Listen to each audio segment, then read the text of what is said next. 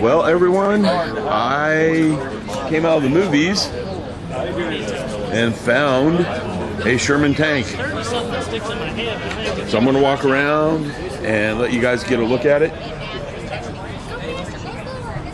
Here's the back end of it.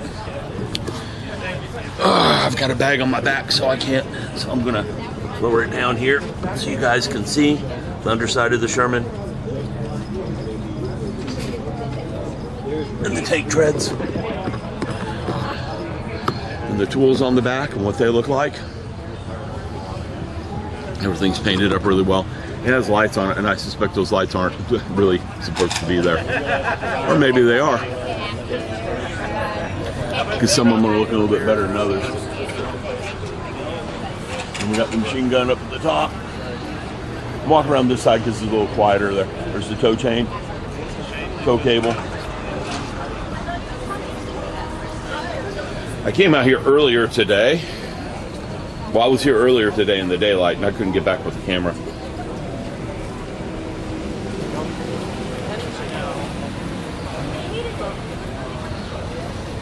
You guys see the road wheels?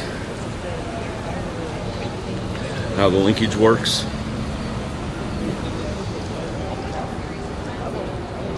The turned up top. Which model is that? This?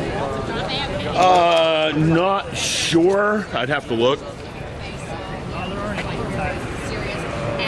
Very nice. I have a YouTube channel account and said buy it, it's tax deductible. Oh, hey, there you go. And I want to take a good video of a Sherman Tank when I found one. So I went home and got the camera. Because you just don't find one of these in a parking lot very often. Yeah, this isn't a Sherman. This is the M183. It's not a Sherman? I thought it was a Sherman. What model is this again? It's an M4A3. M4A3? Yes. You can tell the A3s had the real sharp edges. They were the welded hole versus the A1, which was the round sandcast hole. Okay. And then there were other variants, like in the movie, there's the Easy 8, which was a longer barrel, 76 high velocity round. And then there was also a Firefly, which was the British 18-pounder gun. Right. But this and the A1 and the A3 were the most widely produced in the war. Okay. They made a bunch of them. Near 50,000. 50,000 of these things? And the kill ratio was 5 of ours to about 1 of theirs. 11 of ours to 1 of theirs? 5 of ours to kill 1 of theirs. Yeah, Germans knew how to make tanks. Unless you can get around to the side of it. So much longer to make the Panzers and the Tigers that they surpassed them. Yeah, we outproduced. Yeah. Their numbers, I'm trying to think what they were. Did they even have like 5,000 tanks total? I'm trying to remember that. They got into the 4 digits, but they definitely didn't break 5. Not any particular model. Except maybe the Panzer IV. Okay. Yeah, that was the most produced, and it still wasn't that much. I remember, I haven't looked at all these facts in like a year, so I'm having trouble remembering. Understand that. I understand that. Yeah, basically what worked for us was modularity and simplicity. Just be able to turn them out, train them, and Right. swap out parts. Well, yeah, and that makes a lot of sense because they're easy to fix. Yeah, and the Germans, they were trying to push the edge technology at the time, so their stuff as a result was just more complicated. It was hard to train people on them. Some stuff they ran into snags, you can't get your head in that area, you know what I mean? And the Ferdinand, for example, when that first came out, that didn't have any anti-infantry guns on it. So that was one of its main drawbacks. You just got up there, you could just drop a grenade into a hatch. And they couldn't stop you. They changed it out to its elephant tank version, which had the anti-infantry guns. That was the main difference. I don't know what other differences they might have had, but that was the main one. Right. Gotcha. Did you ever hear of the super heavy tank the U.S. was building right at the end of the war? Super heavy the U.S. was building? It was called the super heavy tank. Sure, I don't know that. Only made 2 of them. Oh, wow. They were a prototype. They had 2 tank treads on each side. It was a huge tank. I'd imagine. The only reason I know about it is I bought a model kit of it. Oh, really? Yeah. Dragon makes it. I looked at the model kit, opened it up, and there were almost 2,000 parts in it. And I went, not for a little bit. All I know is the Germans are working on their own super heavy. Girlfriend on the back of the helmet. Mouse. I don't know if they've ever gotten around with the 100, but of course I'm getting this information off of second, third-hand information here. Right. The Mouse, I've actually heard a little bit on the History Channel. They did make a turret for it. And I know people are trying to actually rebuild the entire Mouse tank as it was written. Of course, it's not built in time. Right. It's today's stuff, but just to have it made, have the size of it. And so everyone knows what it was. Yeah, exactly. Like Russians built a big battle airplane. I don't remember the name of it, but I've seen photos of the prototype. The thing had cannons like that sticking off the side. Oh, it was huge. And if I'm wrong, someone's going to comment on my video on YouTube and tell me I'm wrong. That's what happens. So this is not a Sherman. This is a Sherman. It's a type of Sherman then. Oh, you asked me earlier. I thought you wanted the model. Yes, it's a Sherman was a nickname that officially that wound up sticking, but officially. I know there were different variants. Yeah. Yeah. It's officially the medium tank M4A3 Sherman. There we go. There we go. Thank you. Like I said, I had to bring the camera up here because when am I going to see one of these again? Yeah. Uh-oh. I guess I can get my happy butt off of here. Well, are you guys about to move it? Yeah, I'm going to load it back Yeah, up if here. you want to hear it Oh, fire up. I'm going to stay until that gets moving. Alrighty. The wife knows where I'm at. I'm good. She said, you're not out drinking. We're good. You got a video camera filming a tank. I think you're okay. Just make sure it doesn't roll around or anything. I guess we want to go ahead and turn the turn.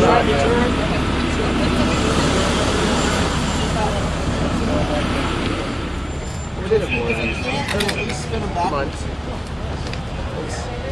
I don't know if I'm going to need it or not. Get a good little pop. Who did you buy your gear from? Yes. Yes. Oh, that's what I'm talking about. Yeah. Early war goggles. Yeah, those things are $100, $112. Oh man. So you guys do reenactments? Yes. I'm actually part of the Living Historian of the Third Army as well. Oh, okay. Just curious. I have my dad's arm uniform when he was in Korea. Okay. Still have it. It's pretty close to these jumpsuits, I believe. Yeah, my mom was like, I want to throw it away. I was like, no. I want that from my dad. And I will say this, out of all the stuff that we see around, I don't see a lot of stuff from Korea. Really? So I don't personally. So.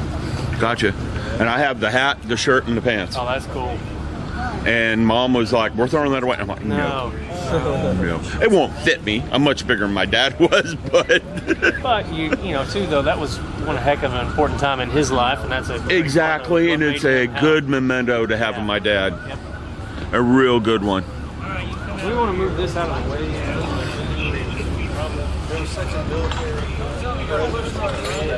Yeah. Got a gold star, yeah. What about here? Come on, Michael, you're a skinny fit guy. I don't hear any growth. Clear. I don't think these cars driving past here are gonna know what's coming. Clear. They're about to start the tank up.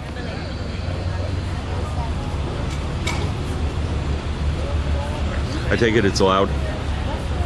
In a good way. How many horsepower does it have, do you know?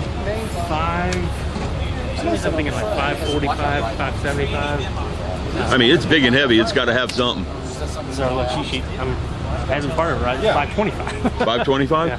I said it's big and heavy. It's got to have some horsepower, even if it doesn't move fast.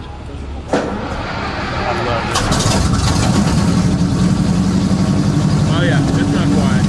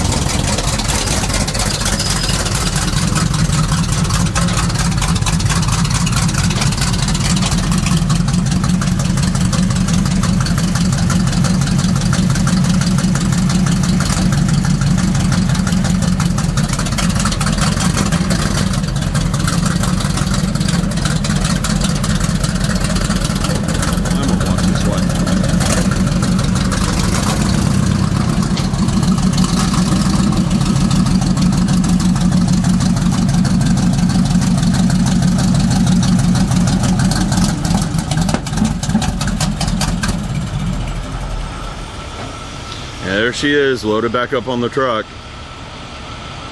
Thought some of you might like to hear that and see that. Definitely not a diesel. Fumes coming off that are pure gasoline. Very cool.